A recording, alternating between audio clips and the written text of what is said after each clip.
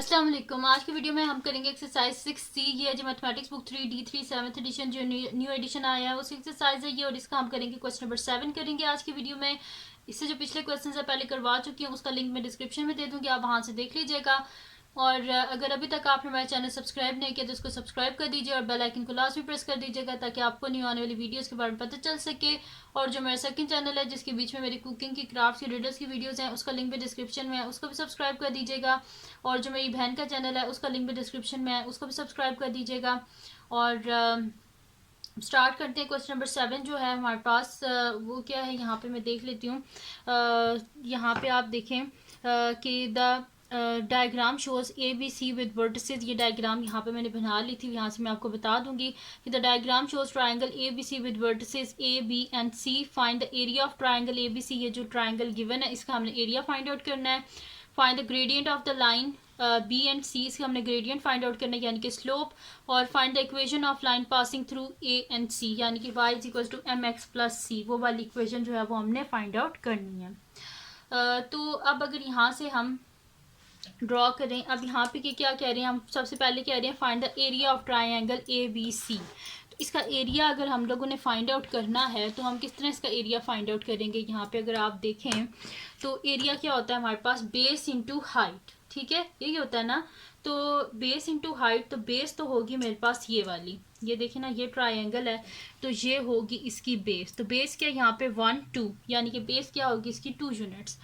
Height find out करनी है, find out हमने करनी है। तो हाइट को किस तरह फाइंड आउट करेंगे कि अगर मैं यहाँ से एक परपेंडिकुलर ड्रॉ कर लूँ ए बी के, यहाँ से परपेंडिकुलर सी से अगर मैं यहाँ पे एक परपेंडिकुलर यूँ ड्रॉ कर लूँ ऐसे, ठीक है, तो इसकी क्या लेंथ है 1 2 3 4 यूनिट्स है। ठीक है, यहाँ पे अगर मैं परपेंडिकुलर एक ड्रॉ कर लूँ तो इसके क्या मेरे पास इक्वल है 4 यूनिट्स के, यानी कि length of perpendicular from C to A B किसके इक्वल है मेरे पास 4 यूनिट्स के इक्वल है।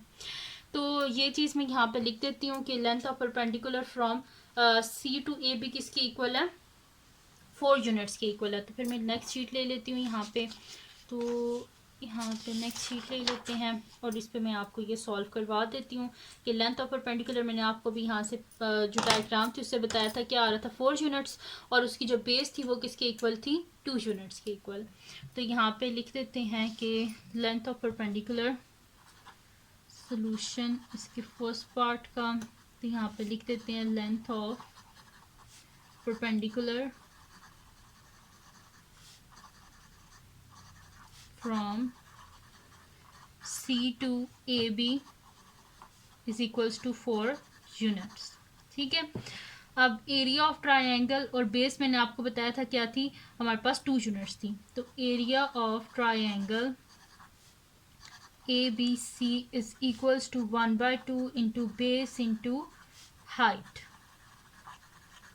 तो हाइट जो परपेंडिकुलर ड्रॉ किया था ये इसकी हाइट है, और बेस मैंने आपको बताया था 2 यूनिट्स है। तो 1/2 इंटू 2 इंटू 4, 2 और 2 यहाँ पे क्या हो गया, कैंसिल आउट हो गए। तो आंसर क्या आ गया कि मेरे पास area of triangle A B C क्या आ गया, area of triangle A B C is equal to 4 units square, क्योंकि इसके साथ भी यूनिट है इसके साथ भी यूनिट है, तो यूनिट इंटू यूनिट क्या होता है यूनिट स्क्वायर।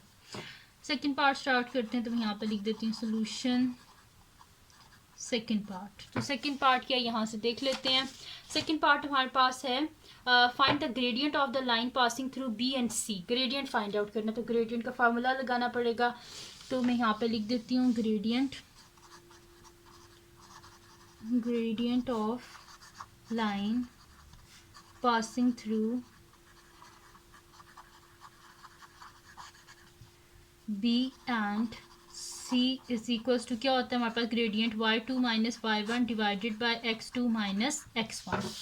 तो हमने b और c का फाइंड आउट करना है, तो मैं b और c की वैल्यू लिख लेती हूँ। b क्या है मेरे पास 1 3 है और c क्या है 5 5, c को लिख लेते हैं 5 5, और इसमें लिख लेते हैं कि x1 क्या है मेरे पास और x2 क्या है, वो सारा यहाँ पे मैं लिख लेती हूँ।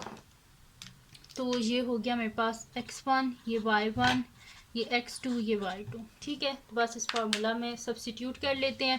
y2 क्या 5 है, तो मैं यहाँ पे लिख देती हूँ 5 माइनस y1 क्या मेरे पास 3 डिवाइडेड बाय मेरे पास है x2 क्या 5 माइनस x1 क्या मेरे पास 1, तो 5 माइनस 3 2 और 5 माइनस 1 4, ठीक है। तो 2/4 आया, 2 1 ज़ा 2, 2 2 ज़ा 4, दिस इम्प्लाइज ग्रेडियंट क्या आ गया इसका 1/2। तो gradient of line passing through B and C किसके इक्वल आ गया 1/2 के। तो ये आ गया इसका आंसर। अब चलते हैं इसके नेक्स्ट पार्ट की तरफ। यहाँ पे हमारे पास कंप्लीट सॉल्व हो गया इसका सेकंड पार्ट। थर्ड पार्ट हमारे पास है find the equation of line passing through A and C. Equation find out करनी है, तो इक्वेशन को फाइंड आउट करने के लिए हमें ग्रेडियंट भी चाहिए होता है और वाई इंटरसेप्ट भी चाहिए होता है, यानी कि हमें एम की वैल्यू भी चाहिए, हमें सी की वैल्यू भी चाहिए। तो अब इन दोनों की वैल्यूज को फाइंड आउट करते हैं। तो मैं यहाँ पे लिख लेती हूँ solution third part. Solution third part तो मैं यहाँ पे लिख देती हूँ कि equation of A C in the form हमने किस में लिखनी है, जो है सबसे पहले तो इसका ग्रेडियंट फाइंड आउट करते हैं ना, जो लाइन ए और सी को इसने पास किया। तो मैं यहाँ पे लिख देती हूँ gradient of the line passing through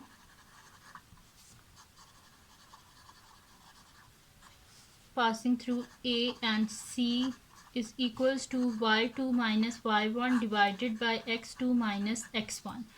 तो यहाँ पे मेरे पास A और C है, तो A किसके इक्वल है 1 1 और C इक्वल है 5 5, ठीक है। तो यहाँ पे कर लेते हैं, ये मेरे पास है x1, ये y1, ये x2, ये y2। तो बस इनको बीच में सब्स्टिट्यूट कर लेते हैं। तो मेरे पास क्या है y2 5 और y1 क्या है मेरे पास 1, 5 माइनस 1, x2 क्या है 5, x1 क्या है 1।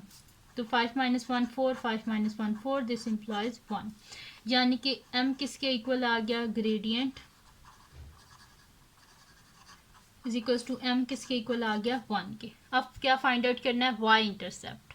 तो हम कहेंगे कि सिंस हमारे पास ये जो 1 1 है, कोई भी एक ले लिया करें बीच में से, पॉइंट a और c है ना, तो इनमें से या a ले लें या c ले लें। तो आप लिख दें since 1 1 lies on the line, ठीक है। लाइन कौन सी है हमारे पास, y is equals to m x plus c है ना मेरे पास। तो यहाँ पे मैं लिखूंगी y क्या है मेरे पास, y is equals to m x plus c. तो यहाँ पे क्या हो जाएगा, m किसके इक्वल है 1 के इक्वल है, तो y is equals to 1 into x plus c, और ये मेरे पास a है ना, तो ये इसमें ये इसका x कोऑर्डिनेट ये y में है वैल्यू इसकी। तो इसमें x और y की वैल्यू को भी लिख लेते हैं। तो x मेरे पास 1 है, y भी 1 है, तो 1 is equals to 1 into 1 plus c, 1 is equals to 1 plus c, ये 1 इधर चला जाएगा, 1 minus 1 is equals to c, यानी कि c क्या आ गया मेरे पास 0। तो इक्वेशन क्या होती है हमारे पास, y is equals to m x plus c. तो y is equals to m क्या है 1 है इंटू एक्स, और c क्या है 0, यानी कि y is equals to x into 1 x। तो ये मेरे पास इसकी इक्वेशन आ गया है, y is equals to x, और ये आ गया इसका आंसर थर्ड पार्ट का, ठीक है जी। तो यहाँ पे इसका थर्ड पार्ट भी कंप्लीट हो गया। तो ये थी जी आज की वीडियो, जिसमें मैंने आपको करवाया है एक्सरसाइज 6C मैथमेटिक्स बुक 3 की एक्सरसाइज है। इसका क्वेश्चन नंबर 7 मैंने आपको कंप्लीट सॉल्व करवाया। तो अगर ये वीडियो आपके लिए हेल्पफुल है तो उसको लाइक कीजिएगा, मेरे चैनल को सब्सक्राइब कीजिएगा और बेल आइकन को लाजमी प्रेस कर दीजिएगा, ताकि आपको नहीं आने वाली वीडियोज़ के बारे में पता चल सके। और जो मेरा सेकंड चैनल है जिसके बीच में मेरी कुकिंग की, क्राफ्ट की, रिडल्स की वीडियोज़ हैं, उसका लिंक भी डिस्क्रिप्शन में है, उसको भी सब्सक्राइब कर दीजिएगा। और जो मेरी बहन का चैनल है उसका लिंक भी डिस्क्रिप्शन में, उसको भी सब्सक्राइब कर दीजिएगा। और अपनी दुआओं में लाजमी याद रखिएगा। अल्लाह हाफिज़।